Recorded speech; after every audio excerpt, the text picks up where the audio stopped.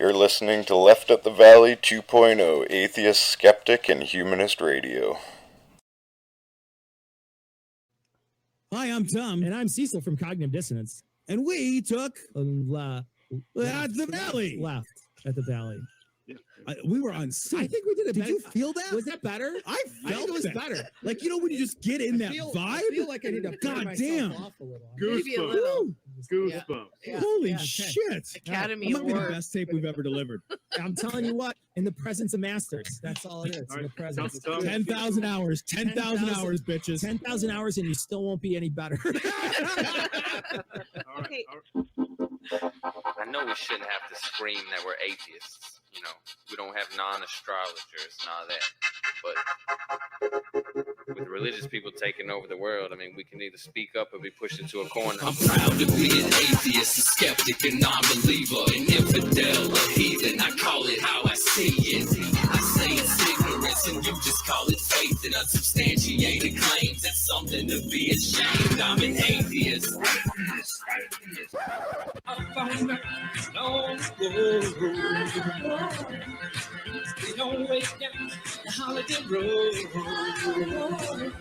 Holiday road. Back from vacation and coming at you from a new year. This is Left of the Valley 2.0. Season 2. Season 2.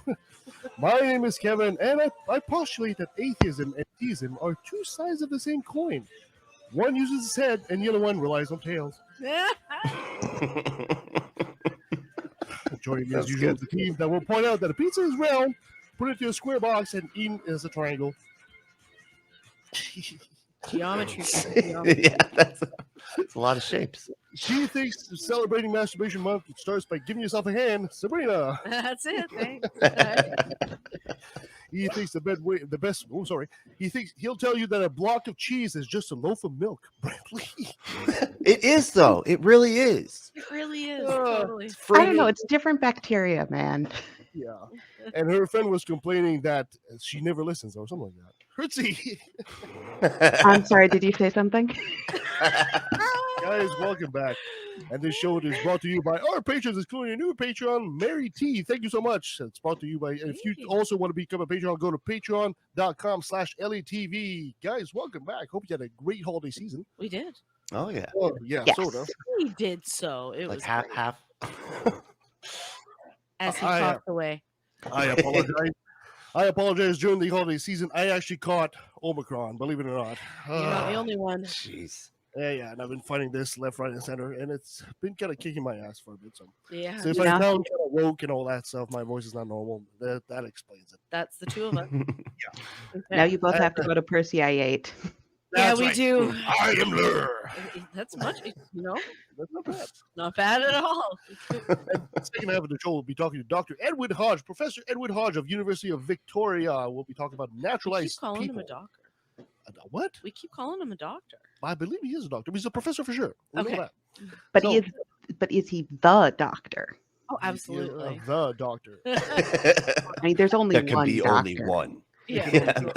and that's only if you're a Whovian. But first, let's do a chit chat. And speaking of COVID news, politicians seem to be reading the population being tired of dealing with anti-vaxxers. And politicians like conservatives Erin O'Toole here in Canada are starting to distance themselves from the wackos.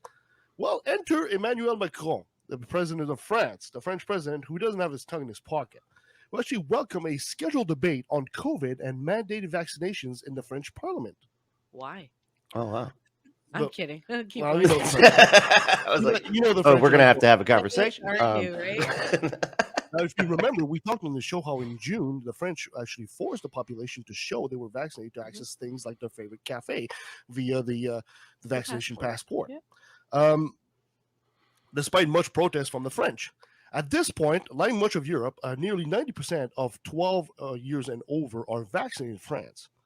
Wow. So Macron, Very similar to Canada, by the way. yes, Macron at this point said he'd welcome the debate, if only to piss off the anti-vax crowd. Nice. Prove that it works, right? Exactly. Yeah. That's funny. His opponent called his comments irresponsible. And this is despite the fact there's a presidential election this April. Wow. for the Damn. president. So that's a bold move for this guy to make, to basically say, fuck you. I don't care if you're an anti-vax. You're an idiot. Yeah, Right. I love it. And Jesus in Christ. response to that, the opposition leaders actually forced a suspension of the debate over the new restrictions in France, which require to show proof of vaccination for things like going to the cinema, restaurants, or even take the train. Yeah, So- that's well, not taking the train so much, but we had to show vaccination to Well, fly. yeah, exactly. So it's Um, the same kind of restrictions we have yeah. up here in Canada. And you know what? We're like 87% vaccinated over 12 years. Yeah, something like that. I looked up stats recently because I was arguing with someone. Do we know the Americans? I don't know the American stats, to be totally honest with you. I just know that Canada There's like is 5 vaccinated is willing to get it done, but anyway, we're not going to So go on that. That's gonna I be- don't want to know the vaccination stats in the U.S. because it's just going to depress me. Because I know you don't have to get proof of vaccination to get on the bus, and it's like, as one without a car, I really don't want to use the public transportation right now. Right, I'm in the same boat. I feel you. Yeah, and it's like at least do they require masks where you're at? Oh yeah. Technically, the light rail, which is the faster form of public transportation closest to me, there's not a lot of people. There's not like a bus driver who lets you on and stuff. So you can go on the train, and a lot of people will take off their mask and stuff, and it's just like, yep. You know what? People are actually double masking here because they're recognizing that cloth masks really don't do much. So what they're doing is they're putting on the really yucky blue medical mask and then putting on a really pretty cloth mask over top. Yeah. Yep. And that's actually I've started doing that. It's being recommended here, and also N95s. I'm seeing a lot more N95s, and it's worth it. We wore one in the airport, and it wasn't that bad. I wore it for 5 hours on an airplane. I was fine. Yeah. And it's worth it, people. Like, let's just stop the spread. It's awful. And I will tell you right now to our audience, retracing the steps of how I got Omicron here, and We can't even figure it out. we can't. You can't really know, but I'm betting that what happened is we went to Quebec City for the holidays, and on the 26th, on the Boxing Day, we essentially went down Old Quebec City, kind of like as tourists, and walked around a lot. Now we walked around with our masks on, even though there was a fair amount of people walking It around was too. outside. But because it's winter and it got so damp, at some point you're removing the mask because the mask was kind of like saturated with water vapor and stuff like that. Yeah. And I think that's how I got it. And that's just walking around with people outside. Yeah. Wow. So you weren't running around just licking door handles and stuff? No, I mean that's Pinocchio's the cool- hand, though. Remember? Yeah, this wood statue of Pinocchio. So anyway, you never know. It could have been there, could have been the airport. There's so many places, especially because we did kind of fly into the shitstorm of COVID in Canada, but it was worth every minute of it. The so I point don't is, regret it. don't take chances. Don't take chances. This is real. This is not a freaking Chinese host. I'm not a Chinese agent. I'm not paid by George Soros or whatever. And I feel like You know? crap. Okay, like Yeah, this is real. I'm gonna be okay, but care it's of like a damn bad flu. Anyway. It's Yeah, not worth it. and the fact that that it's like a 99 survival, like survival or dying is the worst possible scenario. You could get really hurt with long COVID and have like lungs that are worse than like smokers that have smoked for like 20 years. Oh yeah. I mean, I've been hacking. I've been hacking up blood, guys. That means that my lungs have been damaged by this, and who knows, maybe permanently. I don't know. So I might be short Are you of breath still like that for coughing us. blood? No, not really, but Oh, you know, good. at It first wasn't Okay, for no, you. not really. It's not a no. I know, we're gonna talk after the show. Anyway. Don't worry. So We- it just goes We were to trying show- to evaluate the color, and I thought it looked more It's green. bad. I mean, he's a very healthy person. Yeah, He doesn't it just- smoke. He doesn't drink. He Exactly. doesn't do drugs. He goes to the gym however many times a week that he's allowed. Anywhere from 3 to 7. And just Like- doing the intro on this show today, I was almost like had to catch my breath there because I usually, get He's this waking me stable- up choking at night, Yeah. and I No, was no, a you're smoker. choking me, man. That's Yeah. I was a smoker for like 20 plus years now. Granted, I've been a non-smoker for 10, but it's not affecting my lungs in the same way. So just know that it doesn't matter. Don't It play doesn't with matter this. how. Yeah, don't play with fire. It's not Don't worth play it. with So fire. let's It's not worth move on to something. Yeah. Anyway, I don't want to get in screwed climate over change here on news, YouTube. we've been seeing some bad snow events recently, like the Virginia highway that was blocked and all that, and we've been seeing a Yep. lot of snowfall even here in BC, much more than usual. In Pakistan, In a popular winter resort in the town of, I'm going to massacre this, I think it's Muret, the temperature dropped to -8 Celsius, which is 17 degrees Fahrenheit. And there was a snow drop of 1.2 meters, or 1.2 yards, if you wish, which trapped thousands of vehicles to be trapped overnight and killing 22 people. Oh Because my they were god. buried under the snow. Yeah. Most of them of hypothermia. 10 men, 10 children, and 2 women died of hypothermia. The military and the paramilitary forces were deployed. And by Saturday, which was yesterday as we're recording this, there was still over 1,000 cars that were trapped in the snow. Even the heavy-duty equipment brought in to clear the snow got stuck because they're not used to this kind of weather in Pakistan. Right. So, even though it's a resort town, they're not used to snow. Well, not it's a that winter Not this resort. much. Not this level of snow. Is it like a ski resort though? I don't know. Anyway, the article it's was Pakistan. insane. I would think that Pakistan doesn't. You Really think of get Pakistan super cold. as desert, desert, Desert, yeah. Well, Maybe there's some I'm sure there's some who good knows? deserts there too. Stuff like that, and a lot of heat. Yeah. But in the mountains, of course, they do have some snow, Wow. but not this level. So this is climate change happening again, guys. Yeah, don't ignore it. We were in Quebec, like we said, and Quebec is generally like one of the coldest places in Canada. It's -15, 20. We did see -20 there once, but we're there, and it was -15 here in BC, and it was only like -3 in Quebec. Yeah, it's So weird. don't say the climate change isn't real when it's usually the opposite. Yeah, Right. Have y'all seen the new movie that's about climate change, sort of, the Don't Look Up? Yes, we we were watched that watching yesterday. What a fantastic movie! Oh, it was So great. good. Yeah. Don't look up, just look down. Don't look up. Yeah. No, it's not there. It's so scary to see that movie. It's We were- almost a documentary. Yeah, So that's what we were saying. Right. Are you sure this is fiction? 'Cause- I have to go check outside to see if there was actually an asteroid yeah, coming look up. down. Is there a comet? Is there really a comet coming down? Because it's like, holy crap!